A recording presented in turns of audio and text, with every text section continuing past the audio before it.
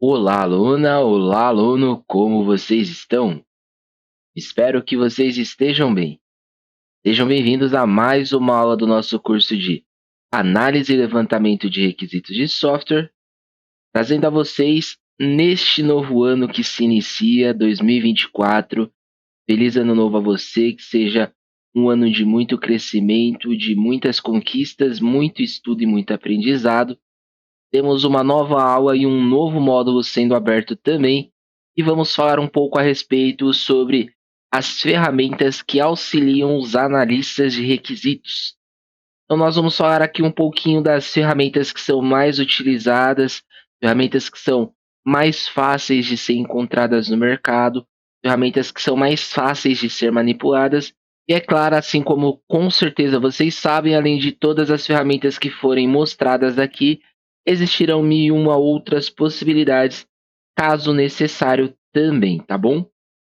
Bom, assim como já foi mencionado em muitas aulas anteriores ao decorrer do nosso curso, e com certeza vocês já sabem, vocês já aprenderam, né?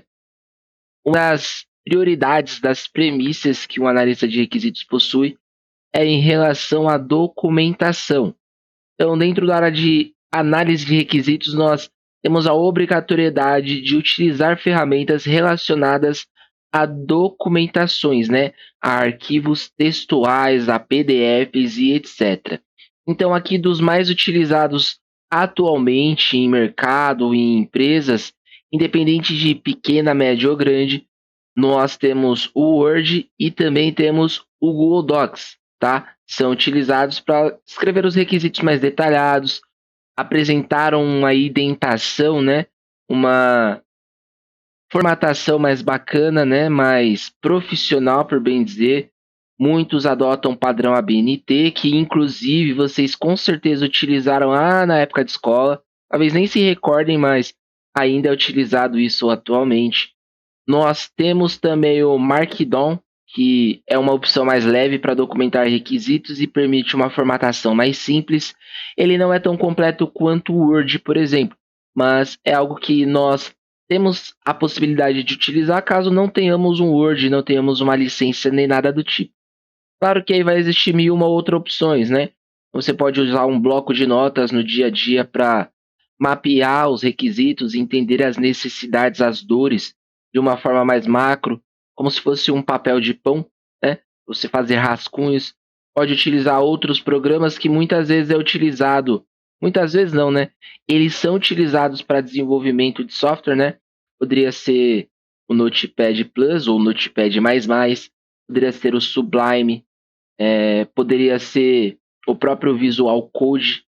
Vocês poderiam utilizar também para fazer ali algumas escritas. Claro que dentre eles, assim, você usar um Visual Code para documentar é bem estranho, né? Mas é possível. Mas o Notepad Plus, por exemplo, ele é usado para desenvolvimento, mas a maioria das pessoas acata para anotações. Eu, em particular, utilizo o Notepad Plus ao invés do bloco de notas, por exemplo. Bom, dando continuidade, o segundo papel de um analista de requisitos é a modelagem dos requisitos, ou seja, a parte ilustrativa daquele mapeamento, daquela documentação que você fez no processo anterior. Então, aqui é bastante utilizado a UML, né? Seriam ali as ferramentas de diagramas. E existem dois grupos, sendo diagramas comportamentais e diagramas estruturais, no qual você tem ali determinadas ocasiões específicas para utilizá-los, né? Então tem meios e caminhos exatos. Inclusive eu estou montando um curso de UML, está bem detalhado. Se vocês quiserem já acompanhar e entender um pouco mais, como eu falei em algumas aulas aqui dentro desse curso, se eu fosse trabalhar o ML, seria um curso separado devido a ser muitas coisas. Eu acabei adotando porque muitas pessoas pediram, sentiram necessidade de aprender, gostaram da metodologia de ensino que eu possuo, então eu resolvi auxiliar essas pessoas. Então, aqui na Udemy, se você pesquisar por Wesley Ávila, por exemplo, você vai com certeza achar ali o curso de UML. Lembrando que no momento ele ainda está como gratuito, mas muito em breve ele vai se tornar pago. Você pode adquirir ele e acompanhar pelo menos as 2 primeiras horas de forma gratuita E se você gostar da metodologia, gostar do conteúdo, você adquire ele pago e aí você vai ter acesso às demais aulas futuramente também, tá bom?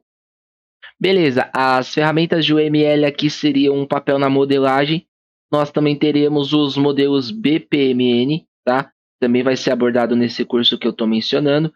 Ele modela processos de negócios e fluxos de trabalho. Então aqui nós poderíamos utilizar inúmeros programas e inúmeras ferramentas. Eu poderia citar 1001 aqui para vocês, mas para não estender muito.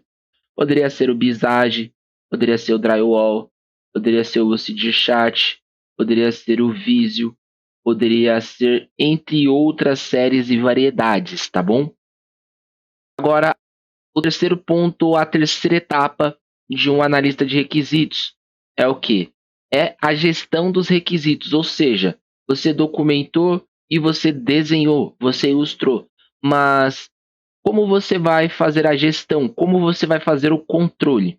Então, atualmente nas empresas, os mais utilizados no momento são o Gira e o Trello. O Giro, para algumas ocasiões, existe um aplicativo adicional, né, um componente, um plugin, por bem dizer, que se chama Zephyr, tá? Então você também consegue adicionar esse Zephyr para aumentar ainda mais a potência do seu Gira, para principalmente em casos de testes, tá? Então, para quem não conhece o Gira, atualmente é a ferramenta mais popular para gerenciamento de projetos ágeis, tá? Então inclui rastreamento de requisitos, gerenciamento de tarefas, colaboração entre equipes, modelos de cascata, Kanban, Scrum. Você consegue fazer plano de teste, teste unitário, consegue fazer teste integrado, teste de caixa branca, teste de caixa preta, entre 1001 outras coisas que é possível fazer dentro do Gira que você pode explorar e automatizar ou potencializar o seu dia a dia, tá? E aí tem um segundo que ele também é bastante conhecido e bastante utilizado também, que é o Trello, né? Você consegue gerenciar e organizar suas tarefas em formatos de backlog, modelos de Kanban, passar as etapas do que está em andamento para o que está em progresso, para o que está em análise, para o que já foi feito, o que está em impeditivo e etc. Então são as duas mais utilizadas no mercado atual, tá bom? Aí nós temos também a prototipagem e design. Então, a prototipagem, quando nós falamos em protótipo, nós vamos criar uma POC, quando nós vamos desenhar as telas e etc, né? Então, o design ele entra como que vai ser a tela, qual que vai ser a cor, como que vai ser o efeito. Então, nós temos aqui três atualmente que são bem fortes no mercado, né? É o Figma. Figma você vai ver muito em área de UX/UI, né? User Experience. E eles trabalham muito com essa parte de design, então permite criar protótipos interativos, colaboração em tempo real e interação entre designers com facilidade, porque é a ferramenta mais utilizada no mercado atualmente. Claro que além dela nós também temos o Adobe XD e temos também o Sketch, que são também outras duas opções populares para designers de interface e prototipagem de software. Além delas, existe um bem antigo que inclusive eu usei na faculdade. Não vejo atualmente no mercado e em todas as empresas que eu passei eu também não me recordo de alguma delas utilizar. Se chama Balsamiq, né? Vocês também podem estar dando uma procurada caso vocês tenham interesse, beleza? E aí nossa quinta etapa seria as ferramentas de colaboração, né? O que são as ferramentas de colaboração? Ferramentas de comunicação, ferramentas de interação entre a equipe, entre stakeholders, entre pessoas que estão relacionadas no projeto, né? Então, hoje é bastante utilizado o Microsoft Teams, né? Tanto para a parte de chat quanto da parte de call para você fazer reuniões. Tem o Slack, tem o Google Meet, tem o Zoom. São os mais interativos atualmente. E claro, sem sombra de dúvidas, não preciso nem colocar aqui, né? Mas também o WhatsApp, né? Você monta o grupo ali com as pessoas que são pertinentes ou pertencentes ao projeto. E aí você também vai trocando informações diariamente dentro do WhatsApp, né? E sem contar também outras ferramentas de colaboração são muito importantes para rastreio, galera. Apesar de utilizar isso daqui para adiantar a comunicação e ser mais interativo, nunca se esqueça de e-mails. de manter históricos e registros.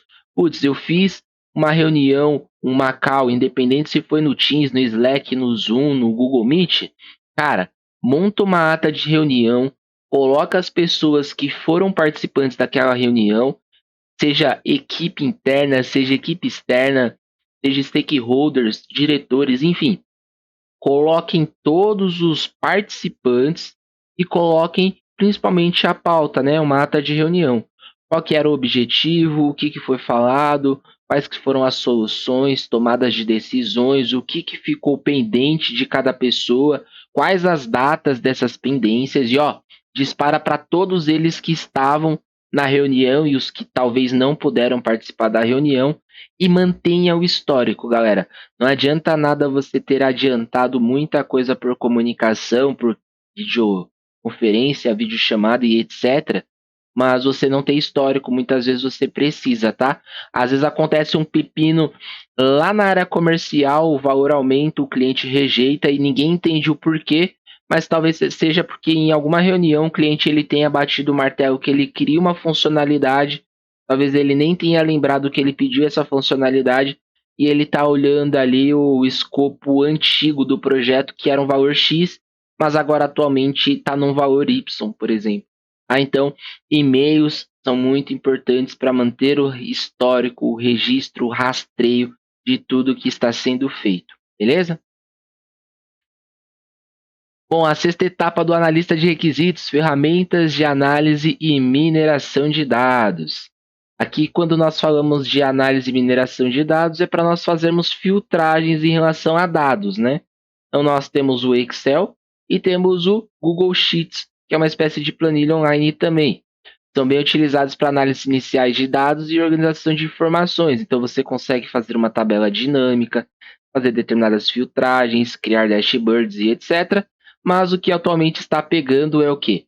Power BI e Tableau. São ferramentas mais avançadas para visualização da análise de dados, ajudando uma compreensão dos requisitos a partir de conjuntos mais complexos dessas informações, tá bom? Então, se você não tem um conhecimento em Power BI, com certeza você vai ter em Excel e você vai conseguir se virar muito bem em Excel, tá? Assim, não é que o Power BI ele seja melhor ou ele tenha mais coisas. Com certeza ele vai ter mais recursos e vai te dar mais robustez, né? Mas se você tem o Excel, não deixe de usar o Excel que você não vai ficar na mão, tá? Desde que você saiba usar o Excel e consiga montar as coisas direitinho, vai ficar bacana da mesma forma. E o nosso sétimo seria o mapeamento e gerenciamento de processos, né? E aí, quando nós falamos em mapeamento ou gerenciamento dos processos, quando nós falamos em processos, nós estamos falando de começo, meio e término, né? Qual que é o processo? Então, nós temos o Lucidchart e o Visagem como as principais para fazer a criação de fluxogramas, mapas mentais, diagramas e modelos BPM. Mas, como eu mencionei lá em alguns tópicos atrás, né? Todos os que você conseguir criar o ML, por bem dizer, você também vai conseguir fazer mapeamento e gerenciamento de processos, tá? Muitas vezes você vai conseguir utilizar até o PowerPoint para fazer isso, usando ali as ilustrações que o PowerPoint tem, mas claro que é um pouco mais demorado, um pouco mais trabalhoso, mas tem gente que opta por fazer ali. Eu, em particular, tenho dentro de uma equipe no qual eu trabalho atualmente, a pessoa que ela tem assim 27 anos de empresa, 28 anos de empresa, e quando ela desenha no PowerPoint. Então são sim, conceitos, são metodologias, talvez são hobbies ou são manias que as pessoas aderem ao decorrer da vida e elas não trocam, né? Então, assim, se ainda faz sentido para a pessoa, se ainda está dando resultado, não tem o porquê mudar, por exemplo. Beleza? Então, assim, são ferramentas, algumas das muitas das mil e uma possibilidades que nós temos, mas tentando trazer para vocês aqui determinadas coisas que vocês talvez não consigam enxergar e que são muito importantes. E vocês podem fazer caso vocês tenham dúvida. Desses 7 tópicos aqui que eu estou colocando para vocês, cara, vai no Google e pesquisa sobre. Vai lá no Google, por exemplo, e coloca assim, ó, ferramentas de mapeamento e gerenciamento de processos. Vê quantas ferramentas o Google te dá, além da Lucidchart e da Visage. Vai lá e coloca ferramentas de análise e mineração de dados. Ver quantas outras ferramentas vai te dar, além de Excel, Google Sheets, Power BI e Tableau, por exemplo. E aí você vai fazendo todos os processos. Ver também, além do Figma, do Adobe XD, do Sketch, por exemplo, quais outras ferramentas de prototipagem e design que existem, além da Balsamiq que eu também tinha comentado. Vai fazendo isso, galera, e vocês vão tendo uma percepção e uma abrangência maior. Muitas vezes vocês vão encontrar ferramentas que são gratuitas, que às vezes as pessoas nem se dão conta ou que não dão crédito a elas, que talvez sejam muito boas também, tá bom? Foi assim que eu descobri o Drywall, por exemplo. É uma ferramenta que eu não troco por nada para criação de UML, por exemplo. Bom, a conclusão da aula. Importante ressaltar que a escolha das ferramentas podem variar de acordo com as necessidades específicas dos projetos, as preferências das equipes, dos profissionais, obviamente, e das metodologias de desenvolvimento utilizadas. Então, tudo tem que ser um conjunto, né? E além disso, o mercado de tecnologia está em constante evolução e novas ferramentas podem surgir, aprimorar e facilitar ainda mais o trabalho de análise de requisitos de software. Então, como eu comentei mais uma vez para reforçar, são aqui algumas das mais utilizadas, das mais conhecidas, mas como eu falei, se vocês pesquisarem a fundo, vocês vão achar muitas outras, tá bom? Bom, essa foi a nossa primeira aula de análise de requisitos de 2024. Espero que vocês estejam muito ansiosos para a continuidade deste curso. Vou tentar me desdobrar para trazer mais conteúdos para vocês de forma simultânea. Espero que vocês continuem gostando, que vocês estejam entendendo, que vocês estejam praticando. Me despeço por aqui, fiquem com Deus e até breve.